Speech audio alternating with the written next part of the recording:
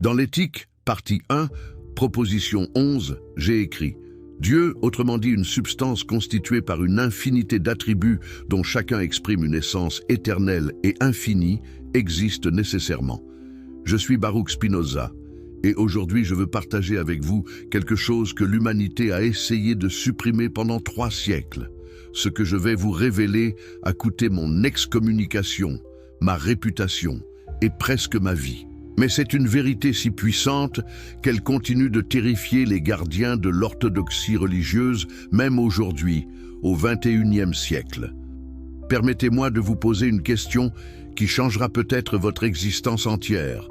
Pourquoi ai-je catégoriquement rejeté l'idée du retour de Jésus-Christ?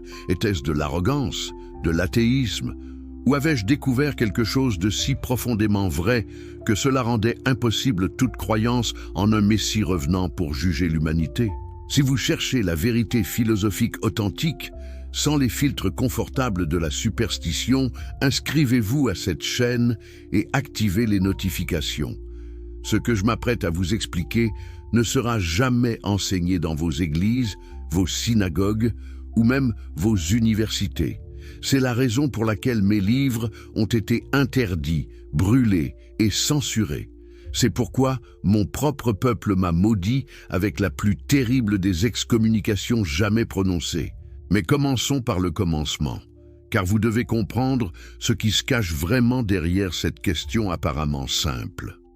Quand j'étais jeune homme à Amsterdam dans les années 1650, j'étais destiné à devenir rabbin. J'étudiais le Talmud, la Torah, les commentaires des grands sages. Mais quelque chose en moi refusait d'accepter les réponses toutes faites. Pourquoi Dieu aurait-il besoin d'envoyer son Fils mourir sur une croix? Pourquoi ce Dieu omnipotent ne pouvait-il pas simplement pardonner l'humanité sans ce spectacle sanglant? Et surtout, pourquoi ce même Fils devrait-il revenir pour juger les vivants et les morts?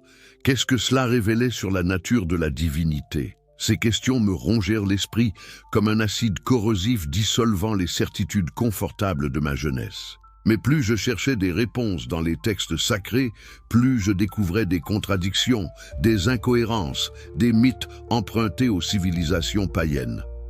Comment était-ce possible? Comment la parole divine pouvait-elle contenir tant d'erreurs, tant de traces trop humaines? La réponse, mes amis, est à la fois simple et terrifiante, parce que ces textes n'ont jamais été la parole de Dieu.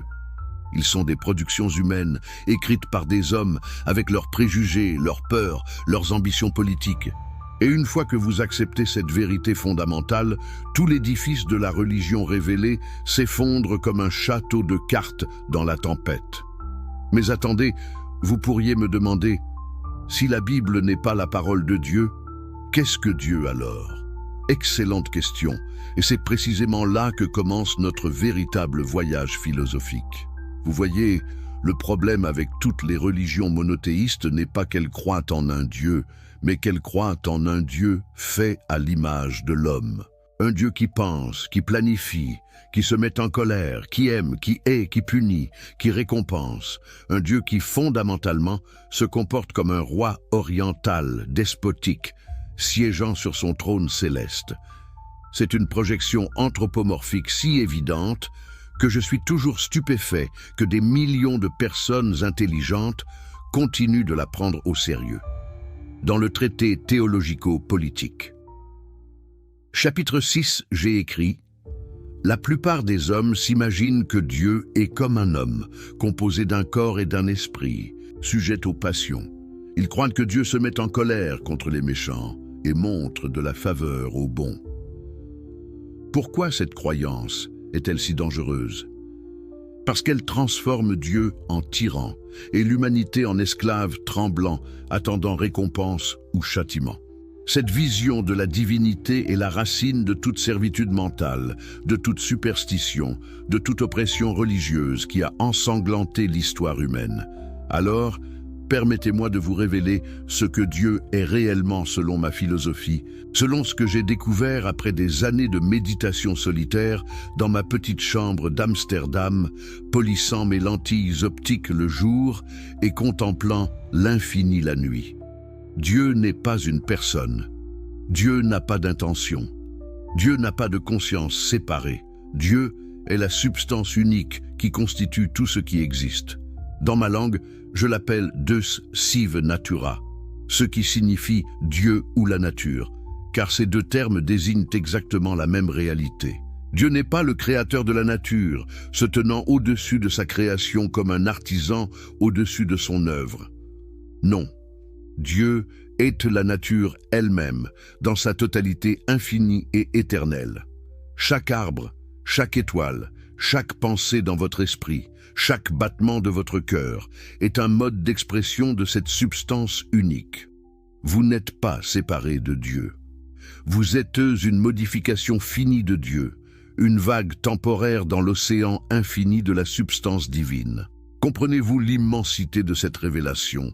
Comprenez-vous pourquoi cela a fait trembler les fondations de toute religion organisée? Revenons maintenant à notre question centrale. Pourquoi ai-je rejeté le retour de Jésus? Parce que si Dieu est la nature elle-même, éternelle et immuable, gouvernée par des lois nécessaires et non par des décrets arbitraires, alors l'idée d'un Dieu envoyant son Fils sur terre est une absurdité logique. Cela impliquerait que Dieu a changé d'avis à un moment précis de l'histoire, qu'il a décidé d'intervenir dans le cours naturel des choses pour accomplir un plan spécial de salut. Mais comment la substance infinie pourrait-elle changer d'avis? Comment l'Éternel pourrait-il avoir des intentions temporelles? Dans l'Éthique, partie 1, proposition 17, j'ai démontré Dieu agit selon les seules lois de sa nature et n'est contraint par personne. Dieu, ou la nature, ne peut pas agir autrement qu'il n'agit, car ses actions découlent nécessairement de sa nature éternelle. Il n'y a pas de place pour des miracles, pas de place pour des interventions surnaturelles, pas de place pour un Messie descendant du ciel. Tout ce qui arrive, arrive par nécessité naturelle. Jésus était un homme, probablement un sage philosophe, peut-être même un révolutionnaire politique. Mais il n'était certainement pas le fils d'un Dieu personnel venu racheter les péchés de l'humanité. Et s'il n'était pas cela, comment pourrait-il revenir pour juger le monde?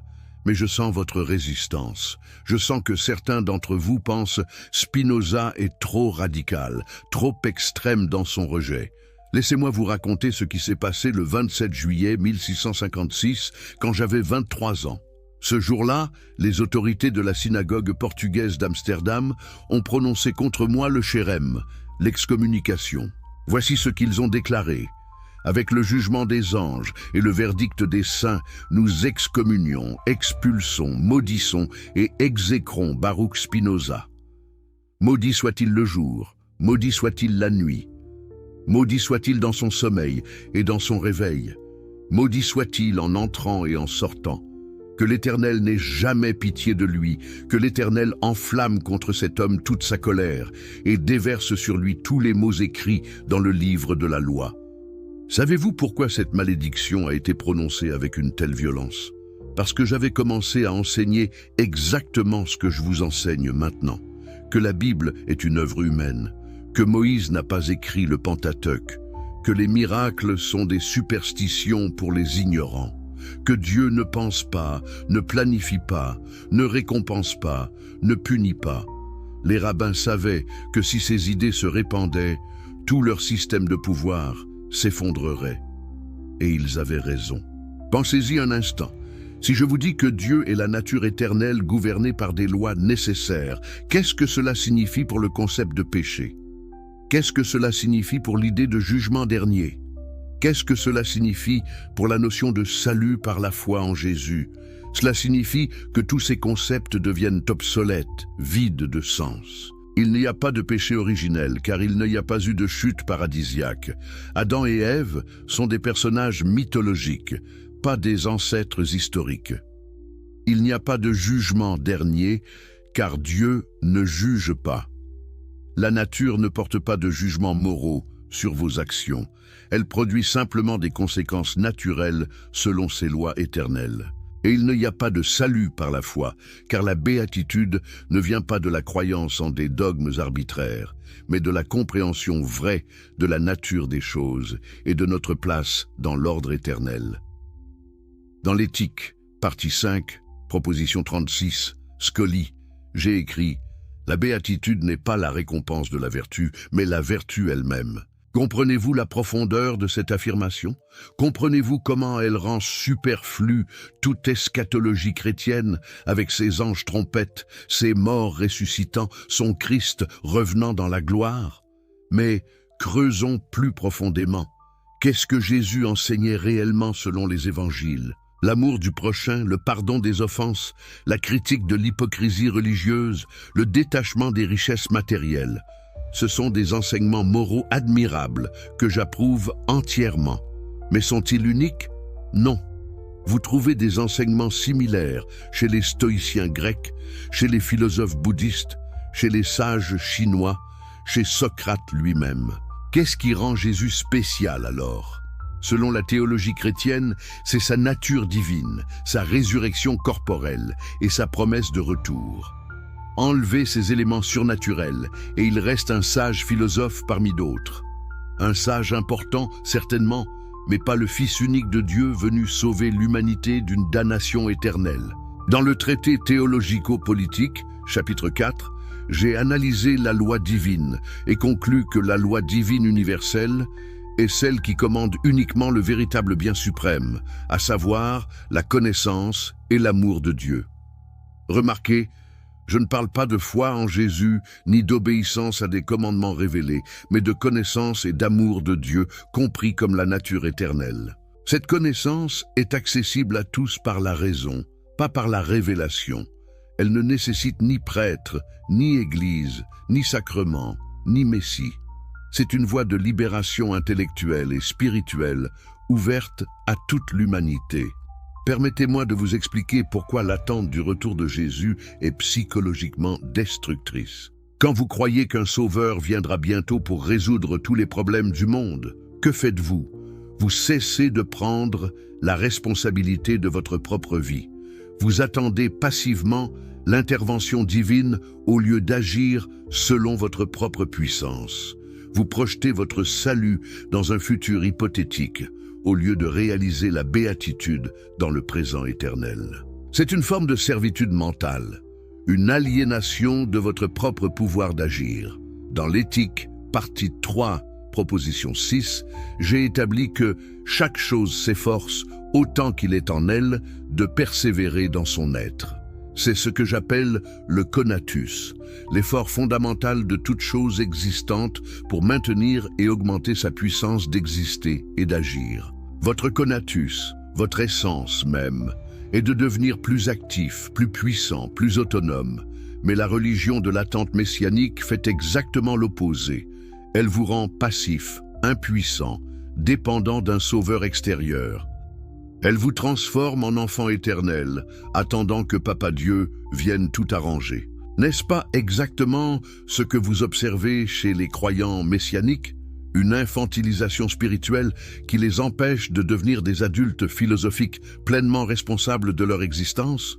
Maintenant, vous allez peut-être m'objecter, mais Spinoza, même si Jésus n'était pas le Fils de Dieu, n'était-il pas au moins un grand enseignant moral? Ne devrions-nous pas respecter ses enseignements? Absolument. Je n'ai jamais nié que les paroles attribuées à Jésus dans les évangiles contiennent de la sagesse. Mon problème n'est pas avec l'éthique enseignée par le personnage de Jésus, mais avec la mythologie surnaturelle construite autour de lui par Paul de Tarse et les pères de l'Église. Vous voyez, le véritable Jésus historique, si nous pouvons le reconstruire à travers les brumes de la légende, était probablement un juif apocalyptique du 1er siècle, annonçant la venue imminente du royaume de Dieu. Il croyait sincèrement que la fin des temps arriverait de son vivant. Dans l'évangile de Marc, le plus ancien, Jésus déclare « En vérité, je vous le dis, cette génération ne passera pas avant que tout cela n'arrive. » Cette génération est passée il y a presque 2000 ans. Le royaume n'est pas venu. Jésus s'est trompé. Ses disciples se sont trompés. Et pendant 2 millénaires, des millions de chrétiens ont continué d'attendre un retour qui ne viendra jamais, gaspillant leur précieuse existence dans une attente futile. René Descartes, mon contemporain français, a tenté de prouver l'existence de Dieu par des arguments rationnels. J'ai lu son œuvre avec attention et respect. Mais finalement, Descartes est resté prisonnier de sa foi catholique.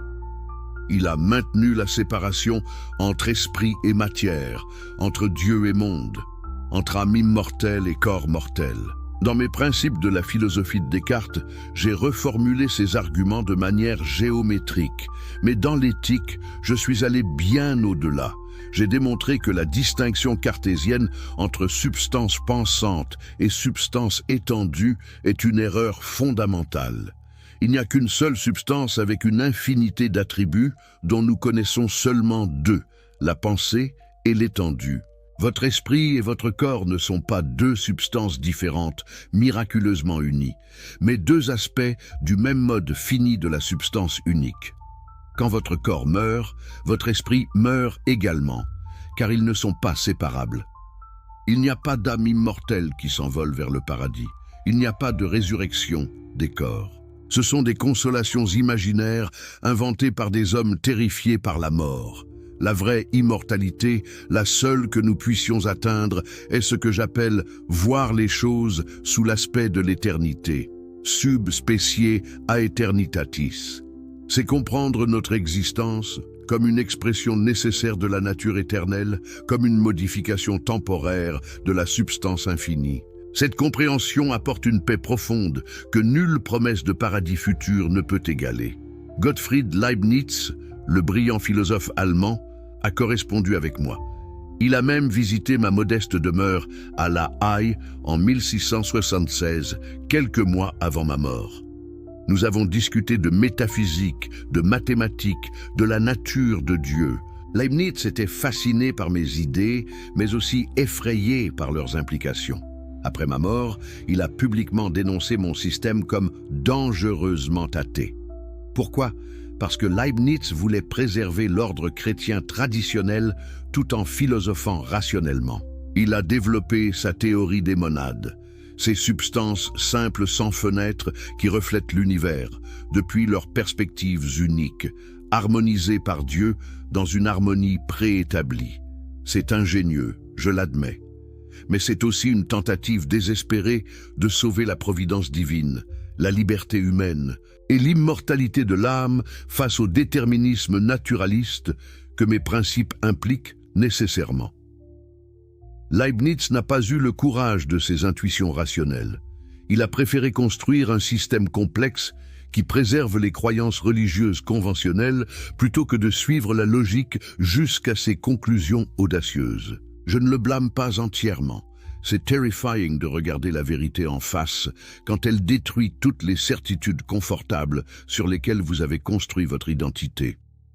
Thomas Hobbes, le philosophe anglais matérialiste, a eu une influence significative sur ma pensée politique. Dans son Léviathan, Hobbes a décrit l'état de nature comme une guerre de tous contre tous, où la vie est solitaire, pauvre, méchante, brutale et courte.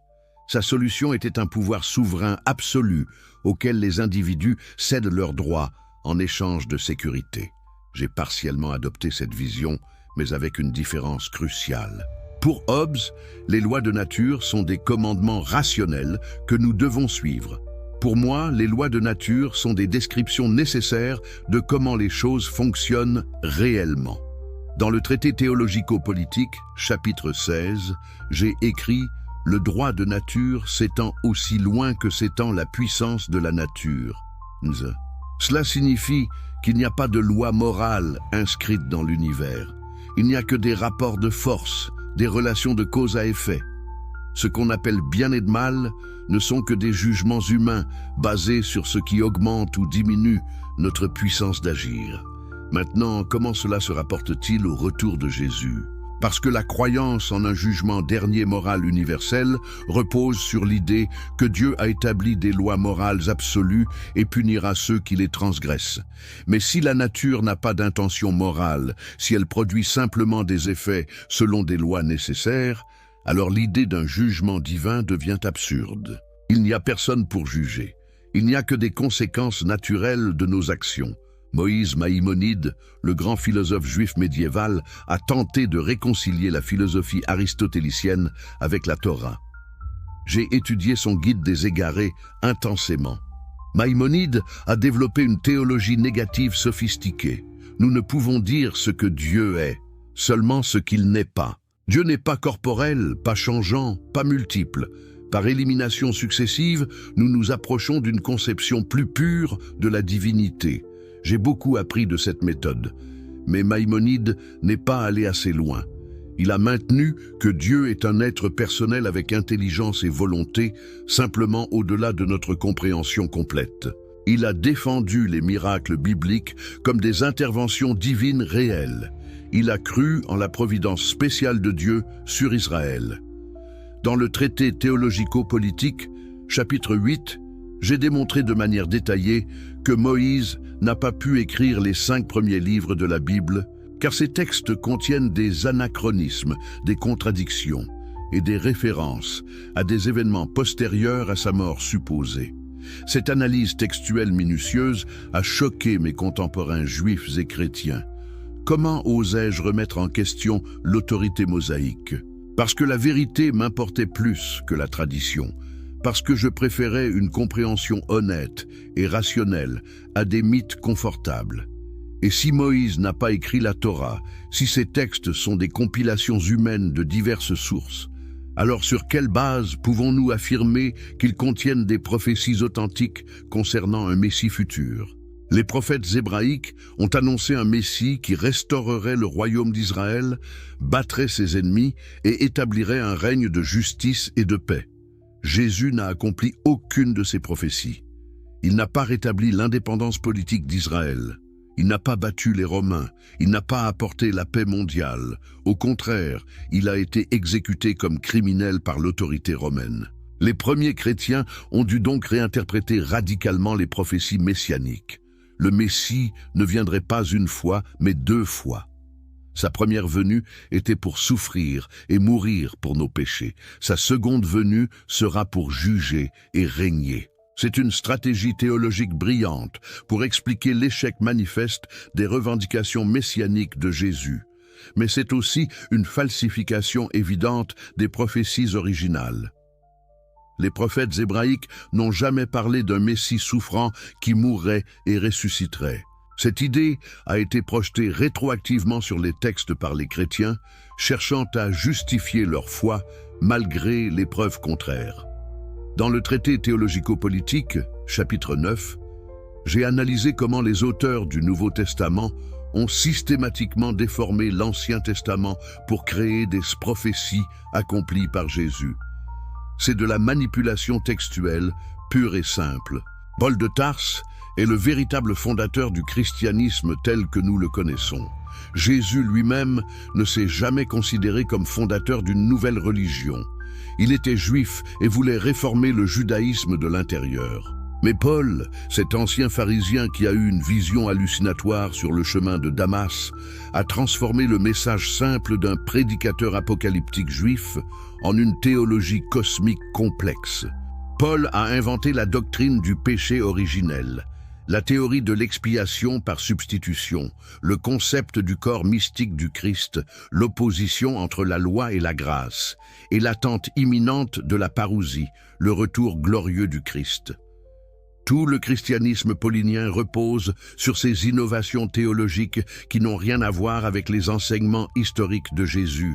Et Paul était absolument convaincu que le retour de Jésus arriverait de son vivant.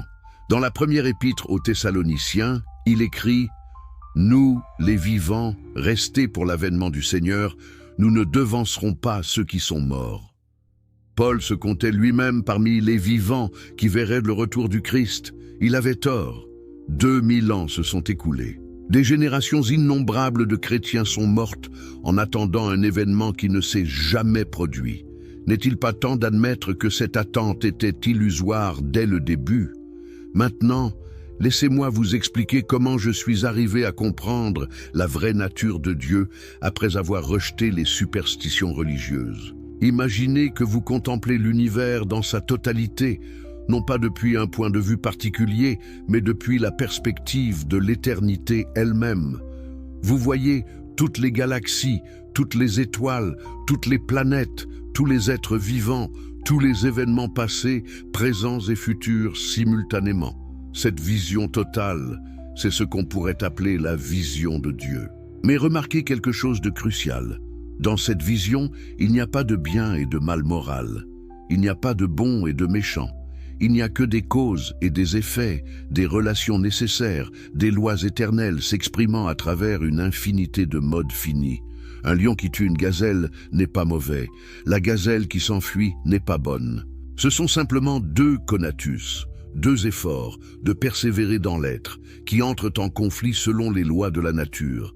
De même, un humain qui commet ce que nous appelons un crime ne viole pas une loi divine. Il agit selon sa nature particulière, déterminée par une chaîne infinie de causes antécédentes. Dans l'éthique, partie 1, proposition 29, j'ai démontré: dans la nature, il n'y a rien de contingent, mais tout est déterminé par la nécessité de la nature divine à exister et à produire un effet d'une manière déterminée.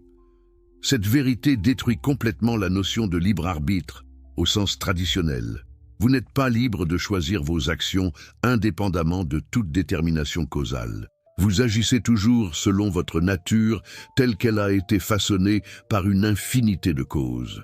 La vraie liberté n'est pas l'absence de détermination, mais la compréhension de votre détermination. C'est agir selon votre propre nature rationnelle plutôt que d'être ballotté par des causes externes que vous ne comprenez pas. Cette conception déterministe rend impossible non seulement le retour de Jésus pour juger l'humanité, mais toute forme de jugement moral traditionnel. Si personne n'a vraiment le libre arbitre, comment pourrait-il être moralement responsable de leurs actions? Comment Dieu pourrait-il justement punir ou récompenser des êtres qui agissent nécessairement selon leur nature déterminée? C'est absurde. C'est comme punir l'eau pour couler vers le bas ou blâmer le feu pour être chaud. Mais attention, je ne dis pas que nous devons abandonner toute notion de bien et de mal. Je redéfinis simplement ces concepts sur une base rationnelle plutôt que superstitieuse. Le bien n'est pas ce qui plaît à un Dieu anthropomorphique. Le bien est ce qui augmente notre puissance d'agir, notre joie, notre compréhension. Le mal n'est pas ce qui offense une divinité vindicative. Le mal est ce qui diminue notre puissance, nous rend passifs, nous plonge dans la tristesse et l'ignorance. Dans l'éthique, partie 4, préface, j'ai écrit: par bien, j'entends ce que nous savons certainement être un moyen de nous rapprocher de plus en plus du modèle de la nature humaine que nous nous proposons. Le modèle de la nature humaine parfaite est l'homme guidé par la raison, comprenant sa place dans l'ordre éternel, agissant selon sa propre essence rationnelle plutôt que d'être dominé par des passions confuses et des superstitions aliénantes. Gilles Deleuze, le philosophe français du XXe siècle, a écrit un magnifique livre sur ma philosophie intitulé Spinoza, philosophie pratique. Deleuze a compris mieux que la plupart de mes commentateurs académiques que mon système n'est pas une métaphysique abstraite sans rapport avec la vie concrète.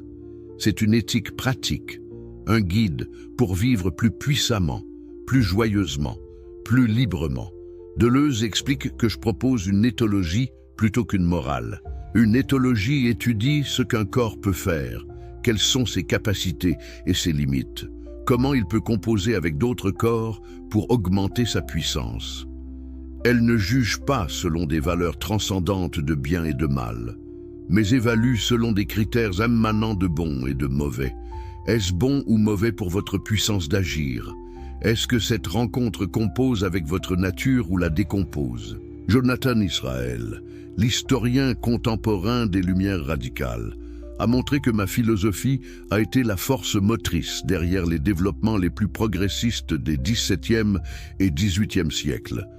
La démocratie, la séparation de l'Église et de l'État, la liberté d'expression, l'égalité des sexes et des races, l'abolition de l'esclavage.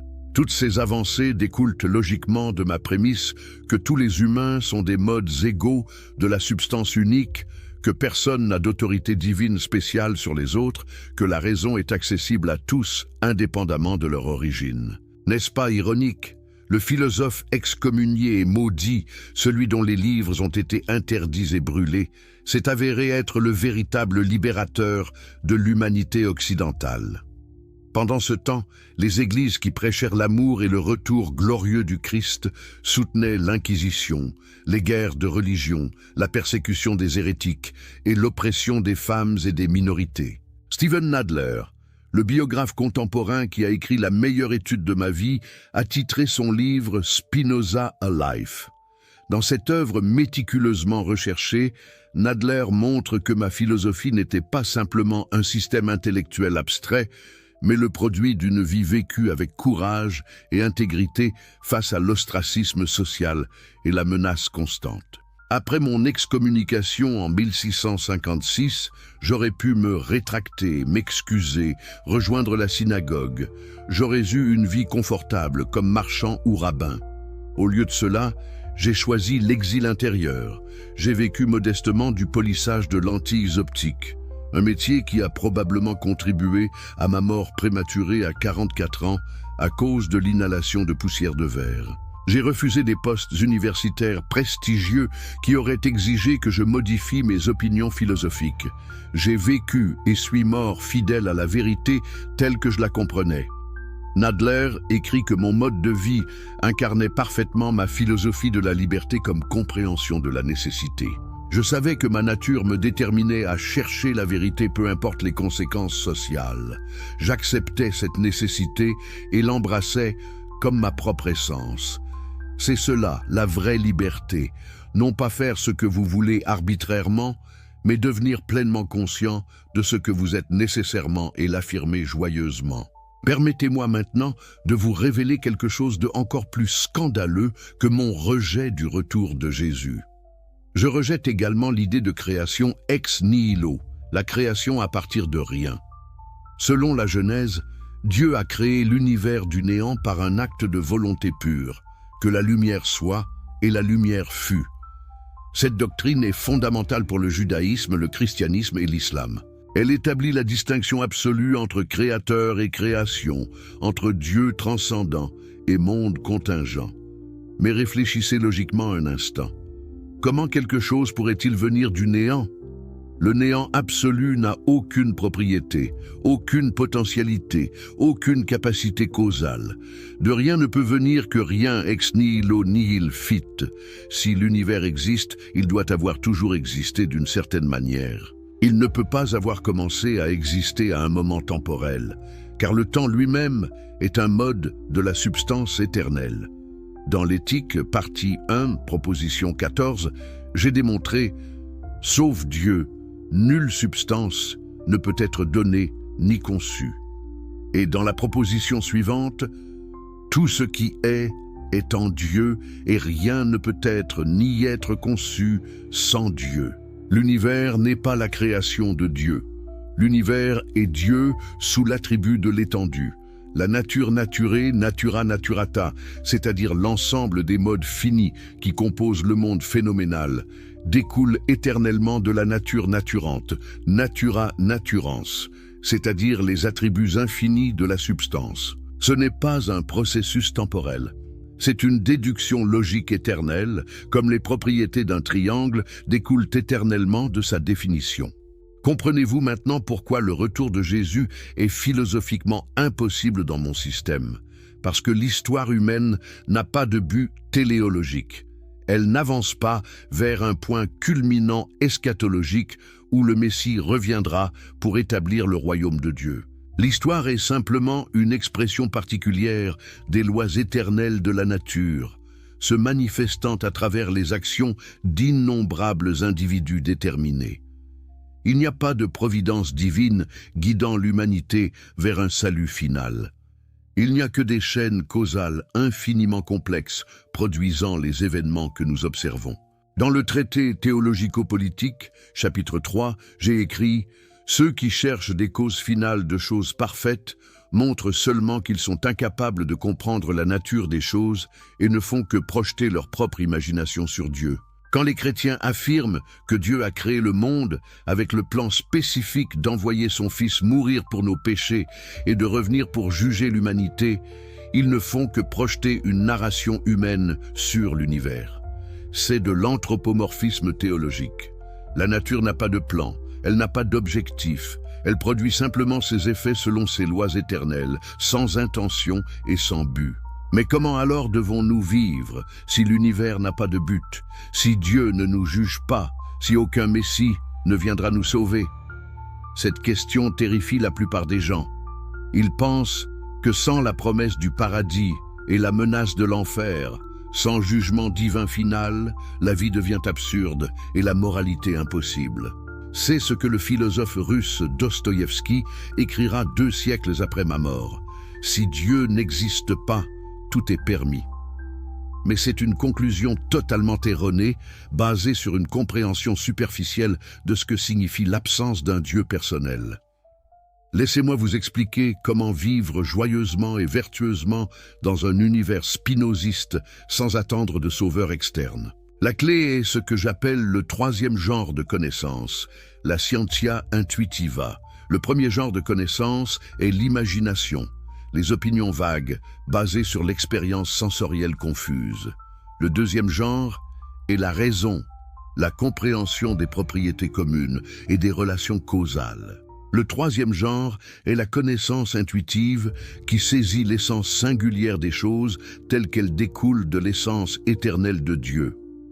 Dans l'éthique, partie 5, proposition 25, j'ai écrit « Le souverain effort de l'esprit et sa souveraine vertu est de comprendre les choses par le 3e genre de connaissance. » Quand vous atteignez ce niveau de compréhension, vous voyez votre propre existence comme une expression nécessaire et éternelle de Dieu. Vous comprenez que votre essence particulière, votre conatus unique, est une modification de la puissance infinie de la substance. Cette compréhension génère ce que j'appelle l'amour intellectuel de Dieu, amor Dei intellectualis. Ce n'est pas un amour émotionnel dirigé vers un être personnel. C'est une joie intellectuelle pure qui accompagne la compréhension de notre union avec la totalité éternelle. Cet amour intellectuel de Dieu est la vraie béatitude, la seule forme d'immortalité accessible aux êtres humains. Dans l'éthique, partie 5, proposition 23, Scully, j'ai osé écrire « Nous sentons et nous expérimentons que nous sommes éternels ». Comment est-ce possible si j'ai aussi dit que l'esprit meurt avec le corps? Parce qu'il y a une partie de notre esprit qui est éternelle, notre idée adéquate de notre propre essence telle qu'elle est contenue en Dieu. Cette idée existe éternellement dans l'intellect infini de Dieu, même si notre existence temporelle comme individu fini est limitée. Quand nous atteignons le 3e genre de connaissance, nous participons à cette éternité. Nous transcendons notre perspective limitée et temporelle pour voir sub specie aeternitatis, sous l'aspect de l'éternité. C'est infiniment plus profond et plus libérateur que l'attente passive du retour de Jésus pour nous donner un corps ressuscité et nous faire vivre dans un paradis céleste. C'est une transformation radicale de notre conscience ici et maintenant, une réalisation de notre union éternelle avec le tout de la nature. N'est-ce pas cela que les mystiques de toutes les traditions ont toujours cherché? L'union avec le divin, non pas après la mort, mais dans cette vie même par une transformation de la conscience. Ma philosophie offre une voie rationnelle vers cette réalisation sans nécessiter la foi en des dogmes surnaturels. Les mystiques chrétiens, comme Maître Eckhart et Jean de la Croix, ont décrit des expériences d'union avec Dieu qui ressemblent remarquablement à ce que je décris. Eckhart parlait de l'âme se détachant de toutes les images et concepts pour s'unir à la Gottheit, la déité pure au-delà de toutes les déterminations. Jean de la Croix parlait de la nuit obscure où l'âme abandonne toutes ses croyances et attachements pour s'unir directement à Dieu. Ces descriptions sont magnifiques et pointent vers une vérité authentique, mais ces mystiques sont restés prisonniers du cadre théologique chrétien.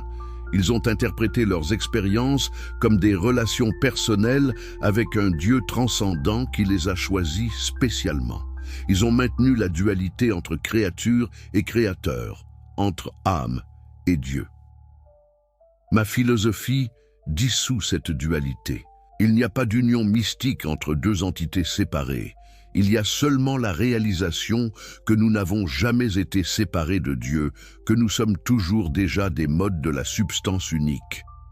Le voyage spirituel n'est pas de l'extérieur vers l'intérieur, de la séparation vers l'union. C'est un voyage de l'ignorance vers la connaissance, de la conscience confuse vers la compréhension claire de ce qui a toujours été le cas. Les bouddhistes appellent cela l'éveil ou l'illumination. Ils réalisent que leur nature véritable n'a jamais été séparée de la réalité ultime, qu'ils appellent vacuité ou nature de Bouddha. C'est essentiellement la même réalisation que je décris, bien que dans un vocabulaire différent. Maintenant, vous pouvez comprendre pourquoi les autorités religieuses de mon époque me détestaient avec une telle passion. Je ne ferai pas simplement une critique externe du christianisme ou du judaïsme. Je ferai une alternative philosophique qui rendait ces religions obsolètes. Je disais aux gens, vous n'avez pas besoin de prêtres pour intercéder entre vous et Dieu. Vous n'avez pas besoin de sacrements pour obtenir la grâce. Vous n'avez pas besoin d'attendre un Messie pour vous sauver.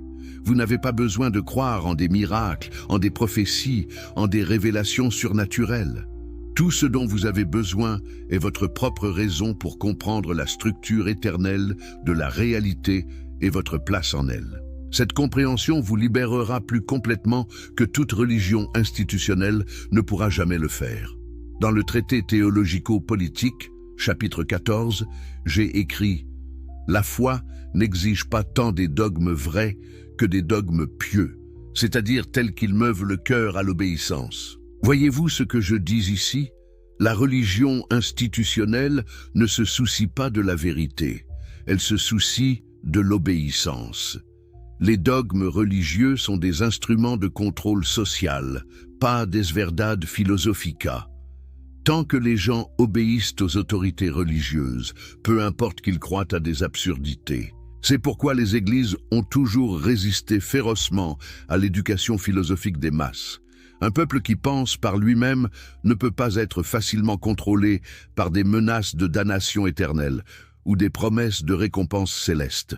Permettez-moi de vous raconter quelque chose de personnel qui illustre parfaitement pourquoi j'ai rejeté non seulement le retour de Jésus, mais toute forme de messianisme. Après mon excommunication, j'ai vécu des années dans une solitude relative. Mes anciens amis m'évitaient par peur d'être eux aussi excommuniés. Ma famille m'avait renié. Je gagnais modestement ma vie en polissant des lentilles optiques dans ma petite chambre. Certains jours, la solitude pesait lourdement sur moi. Je suis humain après tout, malgré ce que mes détracteurs ont pu dire. J'ai connu la tristesse, le doute, la tentation de céder et de revenir dans le giron de la communauté. Mais chaque fois que cette tentation surgissait, je me rappelais pourquoi j'avais choisi ce chemin. J'avais vu la vérité. Une fois que vous voyez clairement la structure rationnelle de la réalité, vous ne pouvez plus vous mentir à vous-même pour le confort social. Ce serait une forme de suicide intellectuel. Et j'ai réalisé quelque chose de profond durant ces années solitaires. Ma joie ne dépendait pas des circonstances externes, de l'approbation sociale ou de l'espoir en un sauveur futur. Ma joie venait de la compréhension elle-même, de l'activité de mon esprit contemplant les vérités éternelles. Quand je démontrais géométriquement les propositions de l'éthique, quand je saisissais les connexions nécessaires entre les choses, j'éprouvais une béatitude que nulle circonstance externe ne pouvait me retirer. C'est cela que je veux dire par l'amor Dei intellectualis. Ce n'est pas une émotion sentimentale qui va et vient selon votre humeur. C'est une joie stable et profonde enracinée dans la compréhension vraie. Comparons maintenant cette béatitude philosophique avec ce que le christianisme promet par la foi en Jésus et l'attente de son retour. Le chrétien typique vit dans un état d'anxiété perpétuelle. Il se demande constamment s'il a assez de foi, s'il obéit suffisamment aux commandements, si ses péchés sont pardonnés, s'il sera sauvé ou damné. Même les chrétiens les plus pieux que j'ai rencontrés n'avaient jamais la certitude absolue de leur salut. Comment pourraient-ils l'avoir? Leur théologie affirme que Dieu est mystérieux, que ses voies sont insondables, qu'il choisit certains pour le salut et d'autres pour la damnation selon des critères qui dépassent la compréhension humaine. Jean Calvin a poussé cette logique jusqu'à sa conclusion terrifiante avec sa doctrine de la double prédestination. Dieu a décrété de toute éternité qui sera sauvé et qui sera damné, indépendamment de leurs actions. Si vous êtes élus, vous serez sauvés. Si vous êtes réprouvés, vous serez damnés, et vous ne pouvez pas savoir avec certitude dans quelle catégorie vous vous trouvez. Imaginez l'angoisse existentielle que cela génère. Toute votre vie devient une recherche anxieuse de signes de votre élection, tout en sachant qu'au final, vous ne contrôlez rien. Est-ce cela la liberté que Jésus est censé apporter? Est-ce cela l'amour d'un Dieu qui se soucie de ses créatures? Non. C'est une prison psychologique horrible, construite par une théologie pathologique. Ma philosophie offre une alternative radicalement différente. La béatitude n'est pas quelque chose que Dieu vous donne ou vous retire arbitrairement. C'est quelque chose que vous atteignez par votre propre effort de compréhension. Plus vous comprenez, plus vous êtes béat. C'est aussi simple et aussi difficile que cela. Personne ne peut vous donner cette compréhension.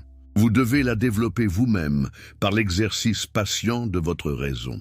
Antonio Negri, le philosophe politique italien contemporain, a écrit un livre fascinant intitulé « L'anomalie sauvage » sur ma philosophie. Negri montre que ma pensée contient une dimension révolutionnaire souvent ignorée par les commentateurs académiques qui me transforment en métaphysicien sec et abstrait. Selon Negri, ma conception de la multitude, comme puissance collective constituante, préfigure les théories démocratiques radicales modernes. Quand j'affirme dans le traité politique que le droit de l'État se mesure par sa puissance, je ne justifie pas le despotisme comme Hobbes. Je décris simplement un fait. Un gouvernement n'a d'autorité réelle que dans la mesure où il peut effectivement gouverner, ce qui dépend ultimement du consentement ou de l'obéissance de la multitude. Si la multitude refuse massivement d'obéir, aucun pouvoir ne peut se maintenir. Cela implique que la souveraineté réside fondamentalement dans le peuple, pas dans un monarque divinement appointé. Voyez-vous comment cela se connecte à notre discussion sur le retour de Jésus? L'eschatologie chrétienne imagine un roi céleste, le Christ, revenant pour établir son règne éternel sur l'humanité. C'est le fantasme politique de la monarchie absolue projetée sur l'écran cosmique. Mais ma philosophie politique démontre que tout pouvoir réel vient d'en bas, de la puissance collective des individus composant leur force. Il n'y a pas de roi-dieu qui viendra imposer son ordre de l'extérieur.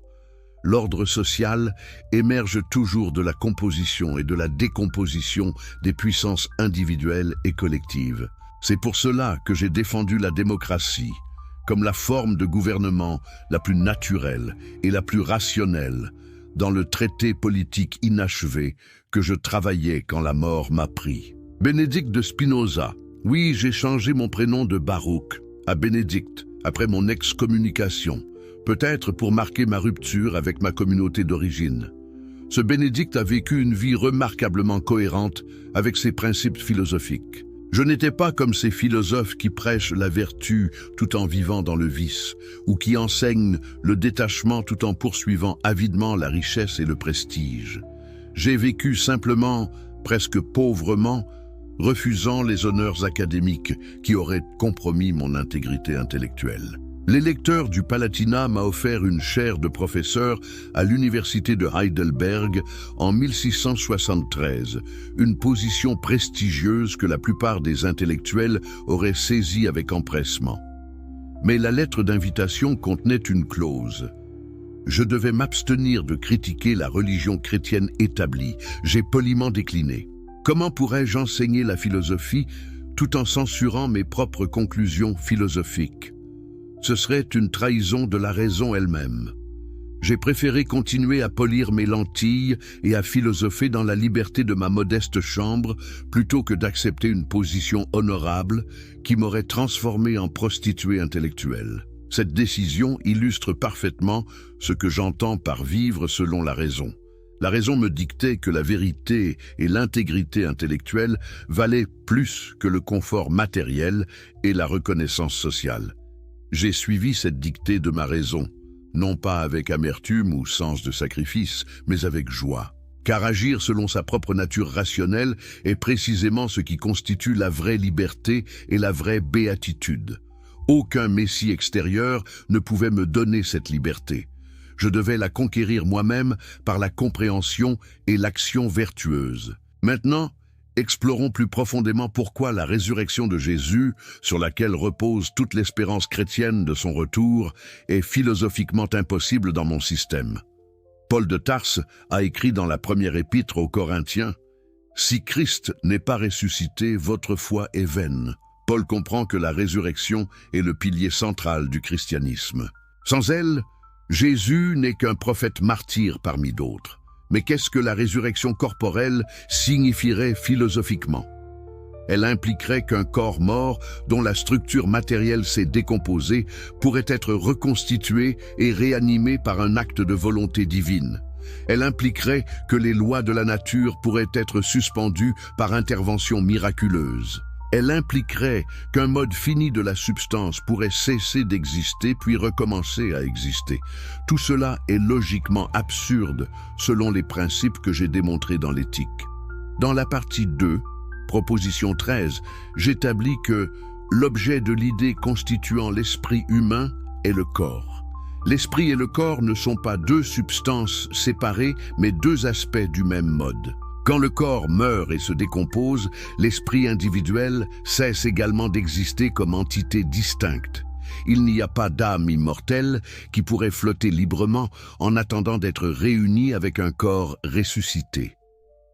Cette doctrine dualiste est une invention platonicienne adoptée par le christianisme, mais elle contredit tout ce que nous savons sur la relation entre l'esprit et le corps. Les neurosciences modernes ont confirmé cette vue matérialiste. La conscience émerge de l'activité cérébrale et cesse quand le cerveau meurt.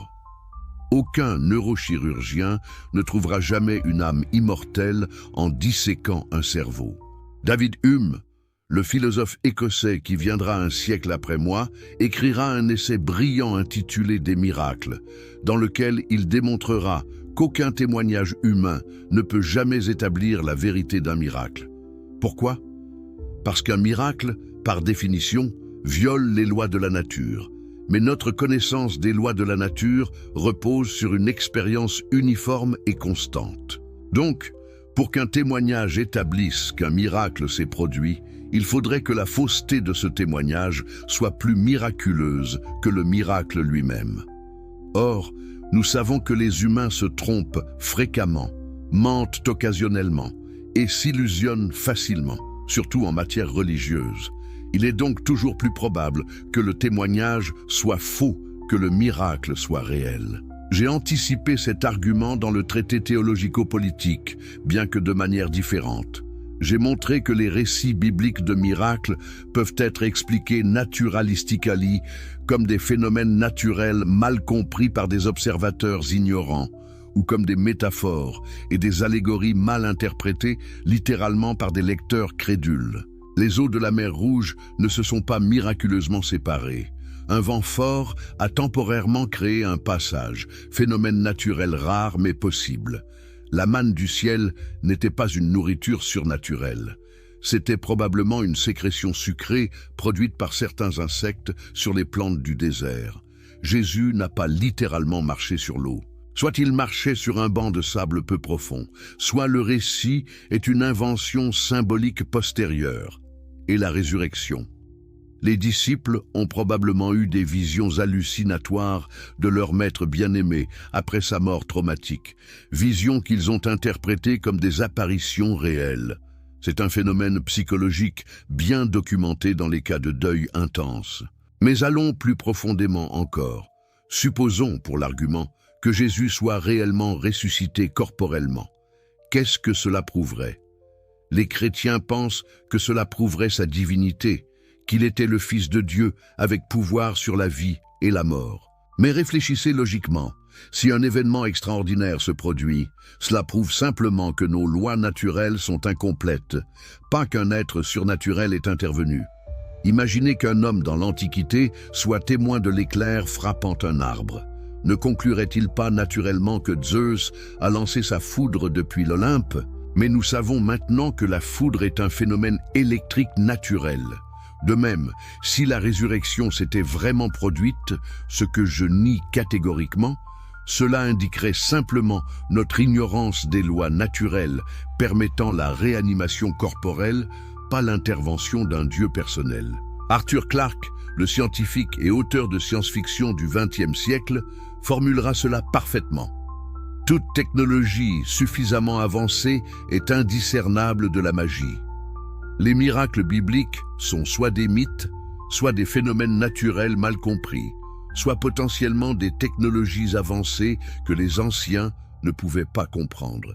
Dans tous les cas, ils ne prouvent aucunement l'existence d'un Dieu personnel qui viole ses propres lois naturelles pour accomplir ses desseins.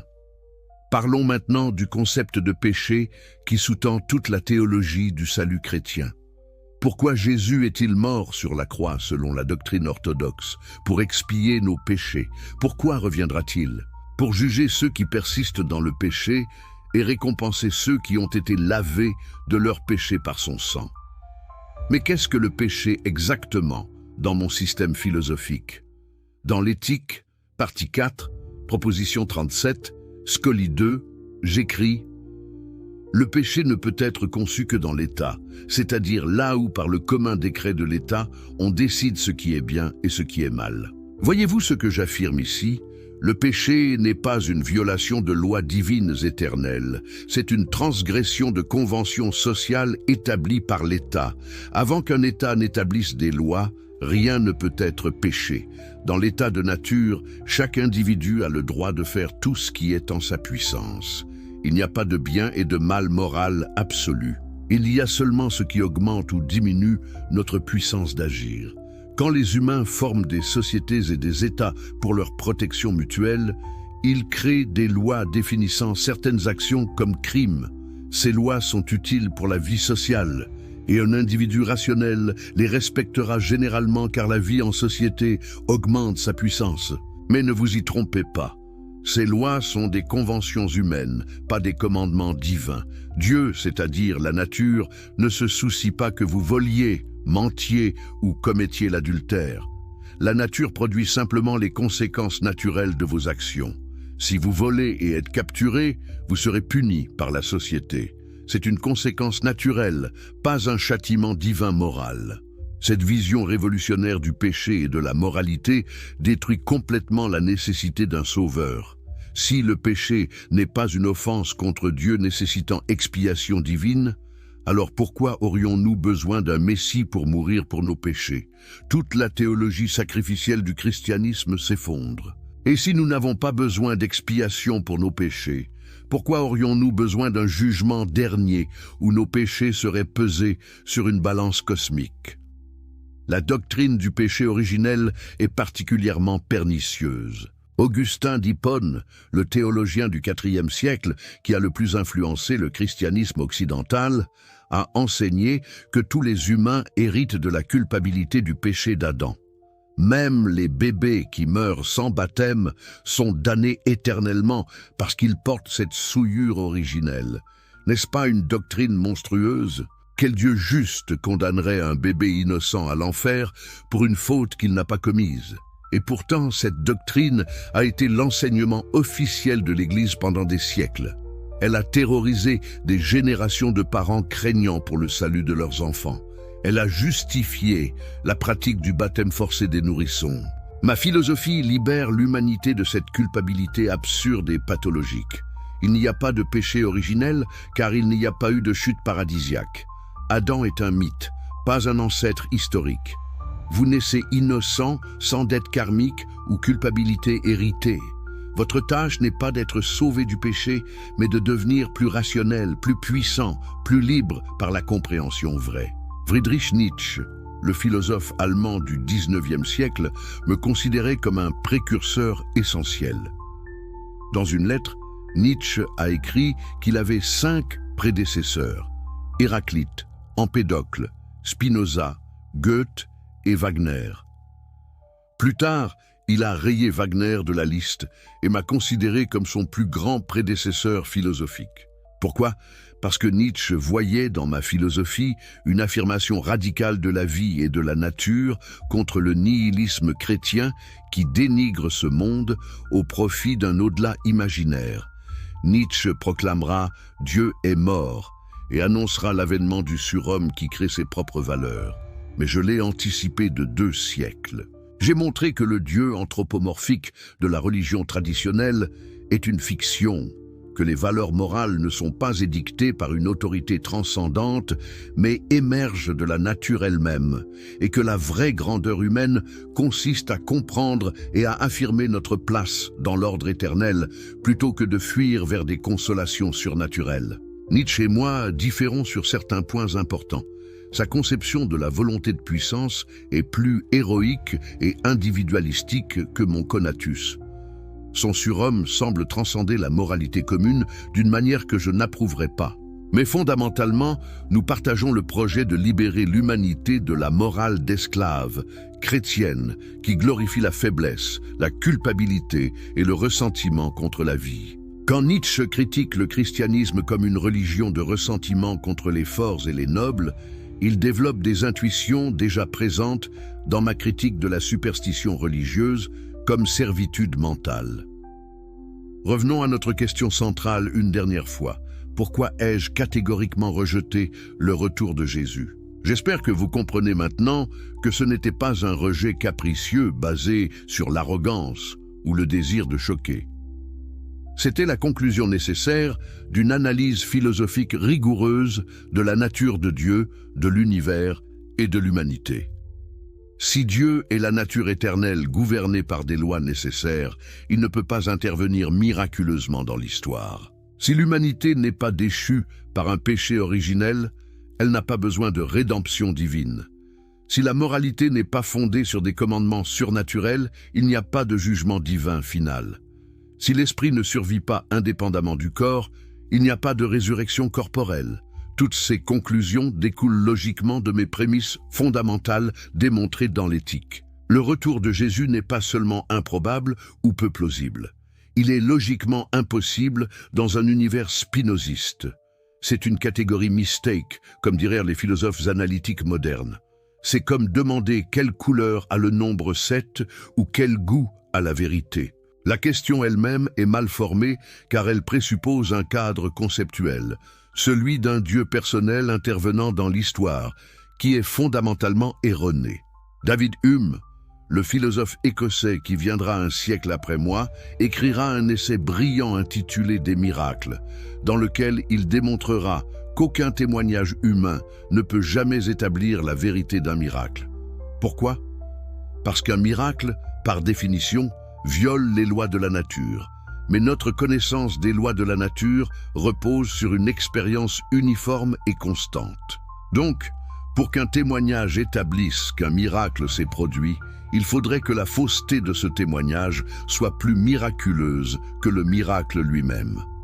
Or, nous savons que les humains se trompent fréquemment, mentent occasionnellement et s'illusionnent facilement, surtout en matière religieuse. Il est donc toujours plus probable que le témoignage soit faux que le miracle soit réel. J'ai anticipé cet argument dans le traité théologico-politique, bien que de manière différente. J'ai montré que les récits bibliques de miracles peuvent être expliqués naturalistically comme des phénomènes naturels mal compris par des observateurs ignorants, ou comme des métaphores et des allégories mal interprétées littéralement par des lecteurs crédules. Les eaux de la mer Rouge ne se sont pas miraculeusement séparées. Un vent fort a temporairement créé un passage, phénomène naturel rare mais possible. La manne du ciel n'était pas une nourriture surnaturelle. C'était probablement une sécrétion sucrée produite par certains insectes sur les plantes du désert. Jésus n'a pas littéralement marché sur l'eau. Soit il marchait sur un banc de sable peu profond, soit le récit est une invention symbolique postérieure. Et la résurrection. Les disciples ont probablement eu des visions hallucinatoires de leur maître bien-aimé après sa mort traumatique, visions qu'ils ont interprétées comme des apparitions réelles. C'est un phénomène psychologique bien documenté dans les cas de deuil intense. Mais allons plus profondément encore. Supposons, pour l'argument, que Jésus soit réellement ressuscité corporellement. Qu'est-ce que cela prouverait? Les chrétiens pensent que cela prouverait sa divinité, qu'il était le Fils de Dieu avec pouvoir sur la vie et la mort. Mais réfléchissez logiquement. Si un événement extraordinaire se produit, cela prouve simplement que nos lois naturelles sont incomplètes, pas qu'un être surnaturel est intervenu. Imaginez qu'un homme dans l'Antiquité soit témoin de l'éclair frappant un arbre. Ne conclurait-il pas naturellement que Zeus a lancé sa foudre depuis l'Olympe? Mais nous savons maintenant que la foudre est un phénomène électrique naturel. De même, si la résurrection s'était vraiment produite, ce que je nie catégoriquement, cela indiquerait simplement notre ignorance des lois naturelles permettant la réanimation corporelle, pas l'intervention d'un Dieu personnel. Arthur Clarke, le scientifique et auteur de science-fiction du XXe siècle, formulera cela parfaitement. Toute technologie suffisamment avancée est indiscernable de la magie. Les miracles bibliques sont soit des mythes, soit des phénomènes naturels mal compris, soit potentiellement des technologies avancées que les anciens ne pouvaient pas comprendre. Dans tous les cas, ils ne prouvent aucunement l'existence d'un Dieu personnel qui viole ses propres lois naturelles pour accomplir ses desseins. Parlons maintenant du concept de péché qui sous-tend toute la théologie du salut chrétien. Pourquoi Jésus est-il mort sur la croix selon la doctrine orthodoxe? Pour expier nos péchés. Pourquoi reviendra-t-il? Pour juger ceux qui persistent dans le péché et récompenser ceux qui ont été lavés de leurs péchés par son sang. Mais qu'est-ce que le péché exactement dans mon système philosophique? Dans l'éthique, partie 4, proposition 37, Scully 2, j'écris: le péché ne peut être conçu que dans l'État, c'est-à-dire là où par le commun décret de l'État, on décide ce qui est bien et ce qui est mal. Voyez-vous ce que j'affirme ici? Le péché n'est pas une violation de lois divines éternelles, c'est une transgression de conventions sociales établies par l'État. Avant qu'un État n'établisse des lois, rien ne peut être péché. Dans l'état de nature, chaque individu a le droit de faire tout ce qui est en sa puissance. Il n'y a pas de bien et de mal moral absolu. Il y a seulement ce qui augmente ou diminue notre puissance d'agir. Quand les humains forment des sociétés et des États pour leur protection mutuelle, ils créent des lois définissant certaines actions comme crimes. Ces lois sont utiles pour la vie sociale, et un individu rationnel les respectera généralement car la vie en société augmente sa puissance. Mais ne vous y trompez pas. Ces lois sont des conventions humaines, pas des commandements divins. Dieu, c'est-à-dire la nature, ne se soucie pas que vous voliez, mentiez ou commettiez l'adultère. La nature produit simplement les conséquences naturelles de vos actions. Si vous volez et êtes capturé, vous serez puni par la société. C'est une conséquence naturelle, pas un châtiment divin moral. Cette vision révolutionnaire du péché et de la moralité détruit complètement la nécessité d'un sauveur. Si le péché n'est pas une offense contre Dieu nécessitant expiation divine, alors pourquoi aurions-nous besoin d'un Messie pour mourir pour nos péchés? Toute la théologie sacrificielle du christianisme s'effondre. Et si nous n'avons pas besoin d'expiation pour nos péchés, pourquoi aurions-nous besoin d'un jugement dernier où nos péchés seraient pesés sur une balance cosmique? La doctrine du péché originel est particulièrement pernicieuse. Augustin d'Hippone, le théologien du IVe siècle qui a le plus influencé le christianisme occidental, a enseigné que tous les humains héritent de la culpabilité du péché d'Adam. Même les bébés qui meurent sans baptême sont damnés éternellement parce qu'ils portent cette souillure originelle.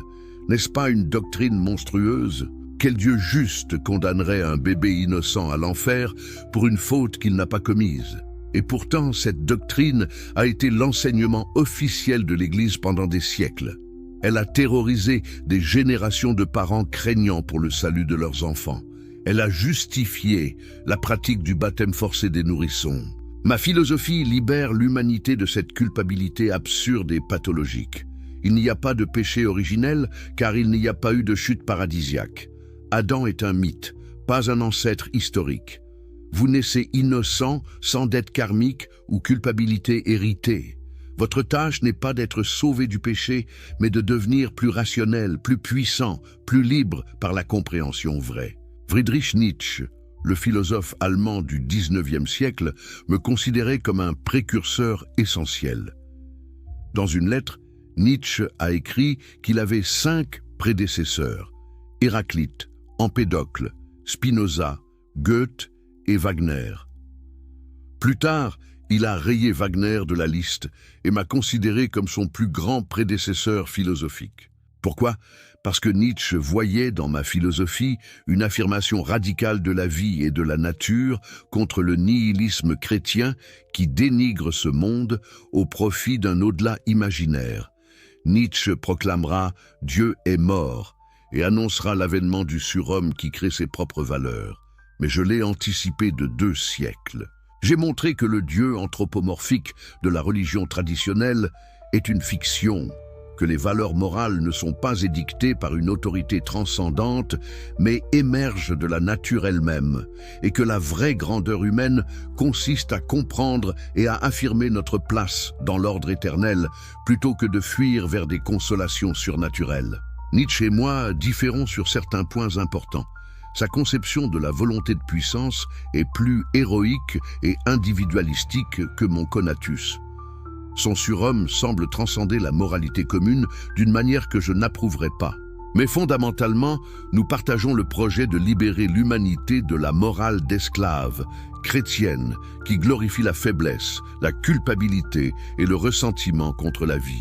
Quand Nietzsche critique le christianisme comme une religion de ressentiment contre les forts et les nobles, il développe des intuitions déjà présentes dans ma critique de la superstition religieuse comme servitude mentale.